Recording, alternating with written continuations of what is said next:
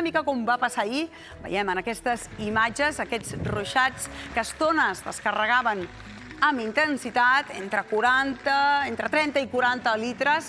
Veuen aquí el riu Rieres, amb aquest color més terrós, però aigua molt benvinguda, perquè portem una època en què no ha plogut molt. També des de la Pobla d'Illet, a estones, com veuen, plovia amb intensitat. I anem a fer repàs amb l'informe del Servei Meteorològic de Catalunya de com ha estat el juliol.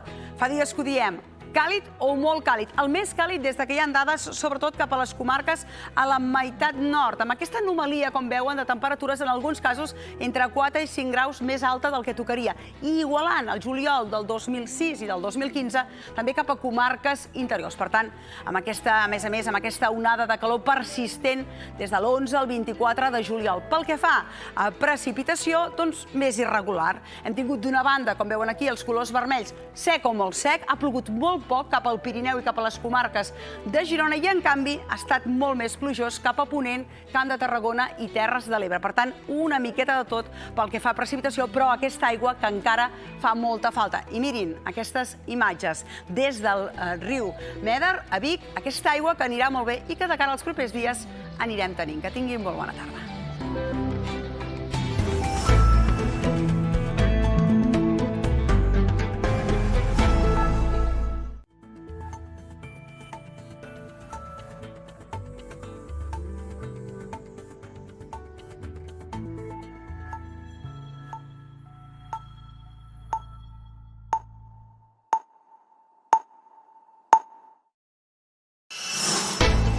Juliol tanca a Catalunya amb 3.310 persones parades més. És el primer cop que un mes de juliol augmenta l'atur des del 2009.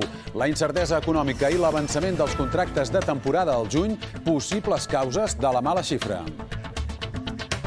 Els edificis obligats a limitar la temperatura i la il·luminació per estalviar energia tenen fins dimarts que ve per fer-ho. Des de Catalunya, el govern troba les mesures raonables. Ayuso avança que Madrid no les complirà.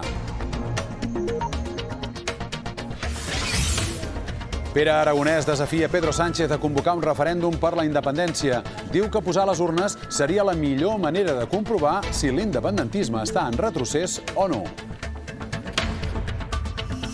Els Estats Units asseguren haver matat en un atac amb dron Ayman al-Zawahiri, que va substituir Bin Laden al capdavant d'Al-Qaeda. Per Joe Biden s'ha fet justícia i assegura que perseguiran tothom que els amenaci. L'Institut d'Oncologia de l'Hospital Vall d'Hebron prova un fàrmac que és efectiu amb els tumors cerebrals més agressius. El tractament es troba en fase d'estudi i a punt de fer els primers assajos en humans. Ferida una nena de 10 anys ahir al vespre a la platja de Cadaqués quan un senglar li va clavar un ullal a la cama. Els metges li van haver de suturar la ferida. Els veïns denuncien que gairebé cada nit baixen senglars al poble i campen pels carrers, fins i tot quan hi ha gent. Venen gairebé cada nit i que es passegen per aquí i tornen. Llavors, clar, creiem que no és segur i que, clar, no pots tenir els teus fills lluny de tu.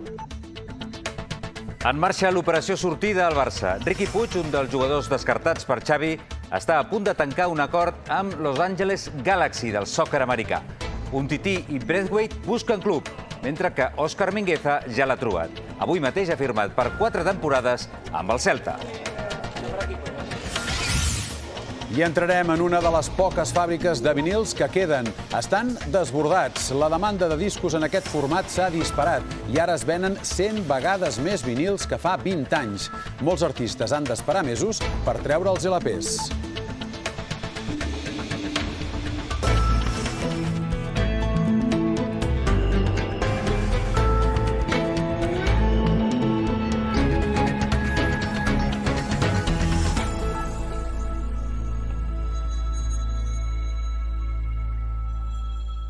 Bona tarda. Canvi brusc al mercat laboral. Les dades de l'atur del mes de juliol incrementen el nombre de parats per primer cop des del 2009. A Catalunya, la llista de persones sense feina ha augmentat en 3.310 i el total se situa en 341.000.